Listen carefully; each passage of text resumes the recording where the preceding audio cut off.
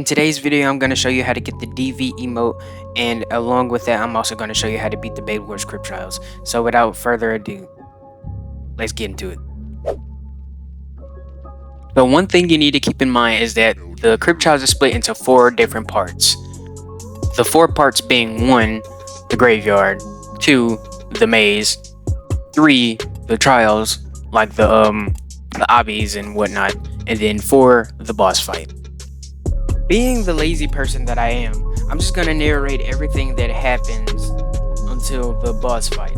So basically, this is the long path, the very long path that you travel from the start. Beware of the start. Sometimes people die really early.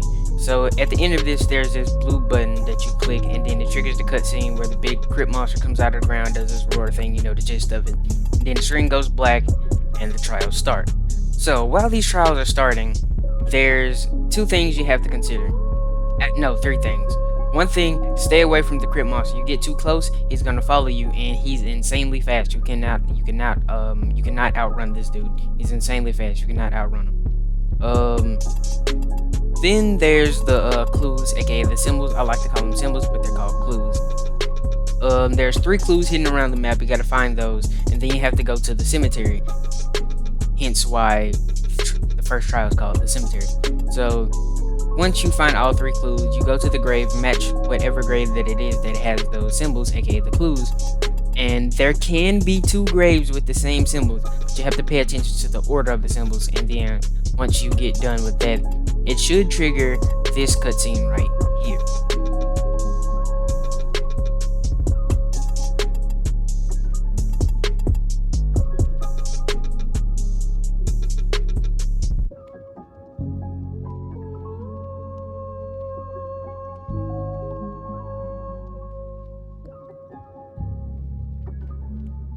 Alright, another thing to watch out and pay attention for. This right here. If you spawn in your inventory has a sword, a bow, and some arrows, you have been chosen as a fighter. Now, if you spawn in with nothing in your inventory, and you spawn in a room with a weird little maze in it, you have been chosen as the light. After you complete the circle to become the light, you will be transformed into a light, and you have to guide the fighters throughout the maze. And if you are a fighter, you have to go through this maze, and there's skulls and crypt monsters or whatever. Instant death. You turn to them, instant death. Skeletons, however, they only do 10 damage. But the more of them that stack up against you, there's a lot of them with you, which is why this is incredibly hard to do solo. If you get stacked up on by skeletons, the damage increases by the amount of skeletons there are. So if it's like 5 skeletons behind you, if all 5 of them hit you, 50 HP gone, just like that. So then there's, let me see. Then there's the light. There's gonna be some black skulls on the maze. If you lead them into a black skull, aka a crypt monster, because the light is the one who guides you. If the light guides you into a black and green skull, aka the crypt monster, it's instant death. So after that being said, at the end of the maze, there's this big blue light. The light and the fighters can see it. At the end, there's gonna be a big blue light, and once you touch or come in contact with this light, you will trigger this cutscene here.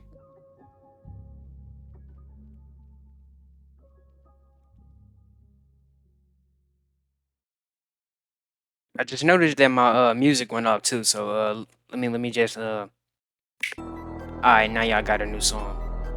Now we're getting into my favorite part of the trials, the cavern, aka part 3. There's a series of obbies that you have to complete in order to beat it. This is my favorite part of the trials. So during this part, there's some transparent platforms that you can jump across. Don't get discouraged, they're still there, they're just transparent, as you see in the video. Now this right here makes my blood boil.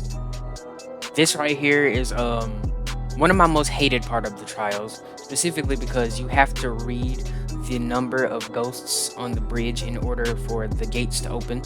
Depending on how many people are with you, is how they get divided on the bridge. Okay, so moving on. So now we are getting past the gate. Once you have the right amount of people, you get past the gate, and then you come to the third obby. And this obby right here has a series of black solid platforms that you can jump on, but if you jump on those, it's instant death. Not really.